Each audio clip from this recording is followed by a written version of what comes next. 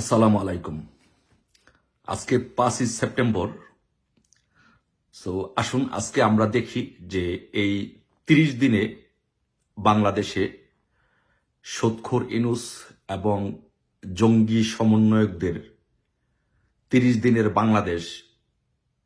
বাংলাদেশে কি পরিমাণ ধ্বংসযজ্ঞ করেছে এবং তাদের 30 দিনের ধ্বংসযাত্রা কেমন ছিল। আসুন এটি আমরা বিশ্লেষণ করে দেখি যে বাংলাদেশকে এই 30 দিনে সুদখোর ইউনূস এবং জঙ্গি সমন্বয়করা কোথায় নিয়ে গিয়েছে। আসুন আমরা দেখি। আমরা যদি এটি আলোচনা, এই 30 দিনের শাসন যদি আলোচনা করতে চাই তাহলে একটু পিছনে যেতে হবে। যে আপনারা জানেন যে এই কতিপয় নামদারি বৈষম্য বিরোধী ছাত্ররা যখন কোটা আন্দোলন করে সাধারণ ছাত্রছাত্রীদেরকে সাথে নিয়ে, তখন মাননীয় প্রধানমন্ত্রী নীতিগতভাবে এটি মেনে নিয়েছেন, বলেছেন যে আপনারা অপেক্ষা করুন, আপনাদের দাবি যৌক্তিকভাবে মেনে নেওয়া হবে এবং কোর্ট থেকে একটি রায় আসবে। কিন্তু এই ষড়যন্ত্রকারীরা ডক্টর ইউনূস গং এবং এই জঙ্গি সমন্বয়করা এই ছাত্রছাত্রীদের দাবি না মেনে সরকার উৎখাত এবং দেশকে ধ্বংস করার জন্য তারা পরিকল্পনা নিয়ে আগাতে থাকে, যার ফলে অনেকগুলো ছাত্রের কোমলমতি ছাত্রদের প্রাণ যায়। তাহলে যদি আমাদের প্রধানমন্ত্রী যে দাবি মেনে নিয়েছেন, সেই দাবি মেনে নেওয়ার পরে তারা যদি কোটা আন্দোলনের মধ্যে থাকতো, তাহলে আর একজন ছাত্রছাত্রীও মারা যেত না, একটি প্রাণও ঝরত না। তাহলে ওদের দেশ ধ্বংসের নীল নকশার কারণে এই ছাত্রছাত্রীগুলো মারা গিয়েছে।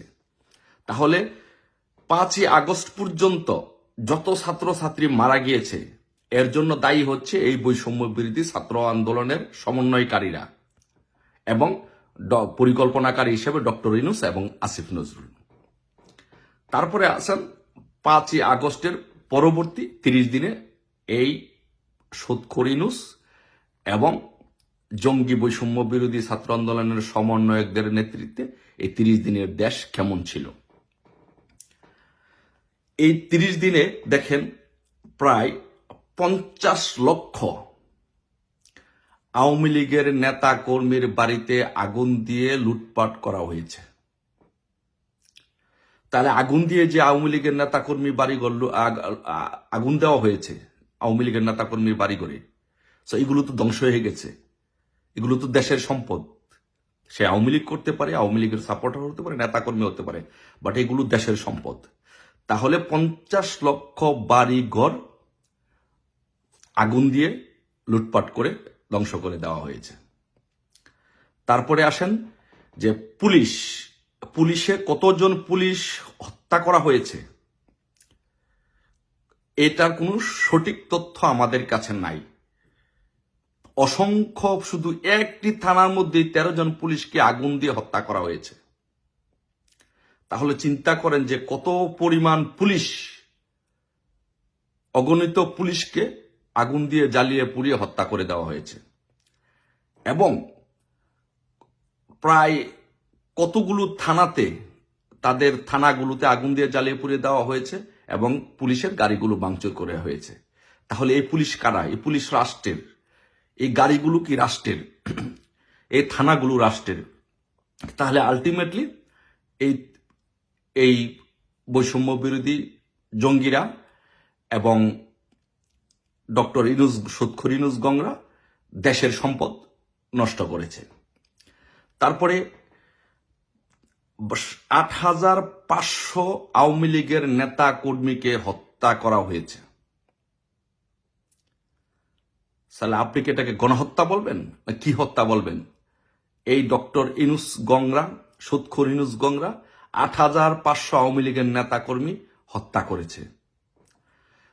বাংলাদেশে 6,000 বড় বড় ব্যবসা প্রতিষ্ঠান ধ্বংস করে দেওয়া হয়েছে, বন্ধ করে দেওয়া হয়েছে। তাহলে এই বাংলাদেশকে কি পরিমাণ ধ্বংসের দ্বারপ্রান্তে নিয়ে যাওয়া হয়েছে এই 30 দিনে, শুধু আপনারা দেখেন। তারপরে গাজী ফ্যাক্টরি এবং প্রাণ ফ্যাক্টরিতে আগুন দিয়ে এটি একবার জ্বালিয়ে পুড়িয়ে দেওয়া হয়েছে। এখানে কয়েক লক্ষ শ্রমিকের কর্মসংস্থানের ব্যবস্থা ছিল, পরিবারের ব্যবস্থা ছিল। এখানে কতগুলো মানুষকে আগুন দিয়ে জ্বালিয়ে পুড়িয়ে দেওয়া, হত্যা করা হয়েছে। আপনারা একবার চিন্তা করে দেখেন, এই মানুষগুলো, এই পরিবারগুলোর জীবন আজকে বিপন্ন। আজকে কয়েক লক্ষ শ্রমিককে বেকার করে দেওয়া হয়েছে। তারপরে 5ই আগস্টের পরে বাড়িতে বাড়িতে, সারা মার্কেটে মার্কেটে, সারা বাংলাদেশে এই গণডাকাতি হয়েছে। এই হলো ডক্টর ইউনূসের 30 দিনের আমলনামার কিছু অংশ। তারপরে সারা বাংলাদেশে অসংখ্য শিক্ষককে অপমান অপদস্থ করে, জোর করে শিক্ষকদের গায়ে হাত তুলে তাদেরকে অপসারণ করা হয়েছে। যেই দেশের রিজার্ভ 5 তারিখের পর্যন্ত $26 বিলিয়ন ছিল, সেটি আজকে প্রায় শূন্যের কোঠায় চলে আসছে। বাংলাদেশে আজকে যেই পরিমাণ চাঁদাবাজি হচ্ছে, যেইভাবে চাঁদাবাজি হচ্ছে, বাংলাদেশের অপর নামের চাঁদাবাজ দেশ।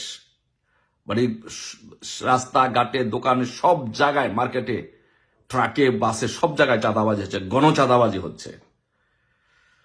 তারপরে আরেকটি বিষয় হচ্ছে যে পৃথিবীর বিভিন্ন দেশে আমাদের দেশ থেকে স্টুডেন্ট ভিসা, ভিজিট ভিসা, বিভিন্ন ভিসায় যাওয়া হতো, কর্মসংস্থানের জন্য যাওয়া হতো। আজকে প্রায় পৃথিবীর সবগুলো দেশ ইনডাইরেক্টলি ভিসা বন্ধ করে দিয়েছে। তাহলে এই ক্ষতি কার? এই ক্ষতি আমাদের দেশের জনগণের। এগুলো কারা করেছে? এই জঙ্গি বৈষম্য বিরোধী সমন্বয়করা করেছে, এবং সুৎখুর ডক্টর ইউনূস গংদের কারণে এগুলো হয়েছে। ওরা যদি দাবি মানার পরে যদি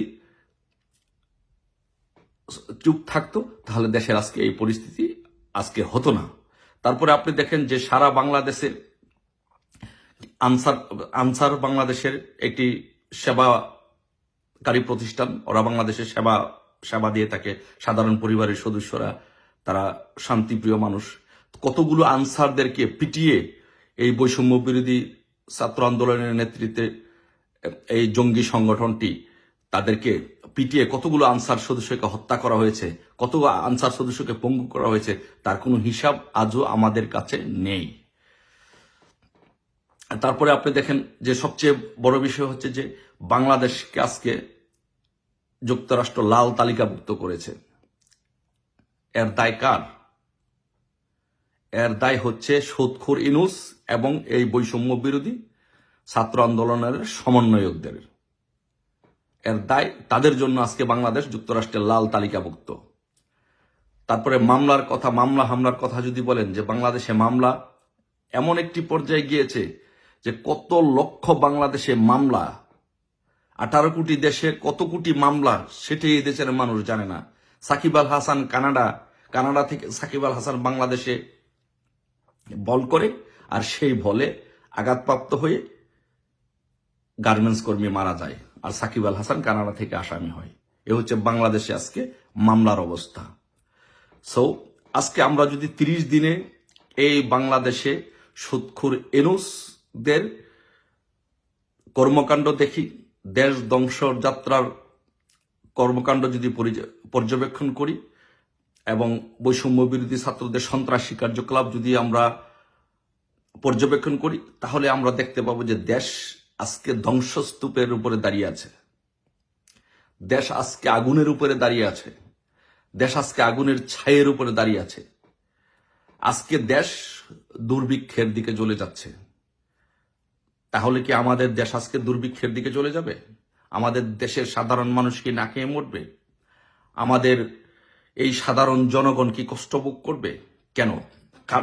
কার জন্য এই দেশ মুক্তিযুদ্ধে বঙ্গবন্ধুর নেতৃত্বে স্বাধীন হয়েছিল? বঙ্গবন্ধু কন্যা এত কষ্ট করে দেশটিকে আজকে এই জায়গায় নিয়ে গিয়েছিল।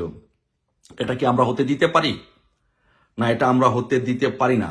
এই দেশ আমাদের, এই দেশ মাতৃকা আমাদের, এই দেশ মুক্তিযোদ্ধাদের, এই দেশ 30 লক্ষ শহীদের রক্তের বিনিময়ে এই দেশ অর্জিত হয়েছে।